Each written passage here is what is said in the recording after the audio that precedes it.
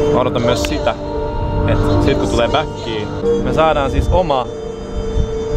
oma slaikka vihdoin. Eikö sitä voi kutsua slaikaksi? Eikö se ole ihan, vai onko slaikka vaan niinku, onko se niinku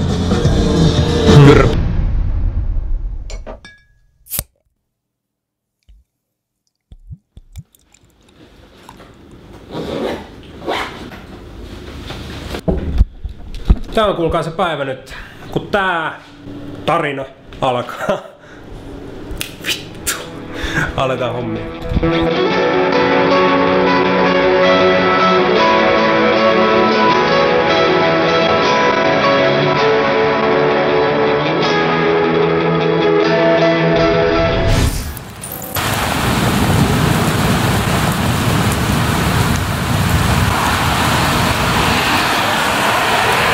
Onks mitään fiiliksiä tästä kelistä? ihan hyvä. Paras. Suomen kesä antaa just tällä hetkellä parasta. Tää on just hyvä päivä sille, että voidaan aloittaa äänitykset.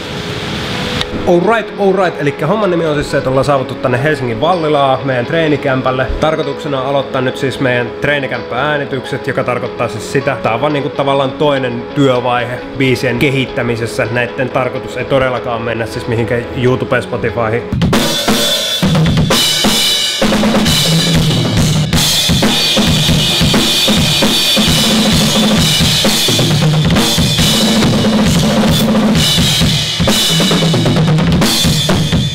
Ja haluan siis nyt avaa tätä meidän bändihommaa tässä vaiheessa sen verran, että tosiaan minä, kitaristi Teemu ja Aleksei, me ollaan soitettu niinku yhdessä jotain vuosi. Soitettiin yhdessä bändissä, mutta sitten me niinku lähdettiin vaan kolmestaan eri suuntaan kuin sen edellisen bändin laulaja. Haluttiin tehdä vaan vähän eri hommaa ja that's it. Voin kertoa tää rumpujen äänittäminen täällä treenikämpällä niin on aika varsinainen operaatio, koska me äänitetään ihan muutamalla mikillä ja muutamalla todella huonolla mikkiständillä. Niin siis tää on aivan naurettavaa räpeltämistä. Se tulee niinku oikeesti huono olo. Kyllä me oikeesti niinku ollaan ihan oikeeseenkin studioon sit joskus menossa. Mut tosiaan me ruvettiin sit hakee tossa kevään lopussa, kesän alussa, jossa siinä tietämillä meille laulajaa. Ja sitten tää meidän uusi mahtava laulaja Tatu, niin tuli tähän jengiin messiin. Se on muuttopäivä. Se on just näin.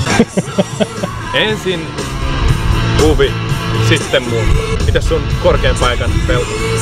No kuvittelen koko ajan tässä sitä, että lennän naamalleni tohon ja vierin tonne alas. Hei. Chill.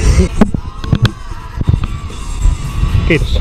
Me ollaan nyt Tatun kanssa duunattu hommia joku about kuukausi, mut se, miksi Tatu ei oo nyt täällä. Jäbä on lähes reissuun ja mikä homma?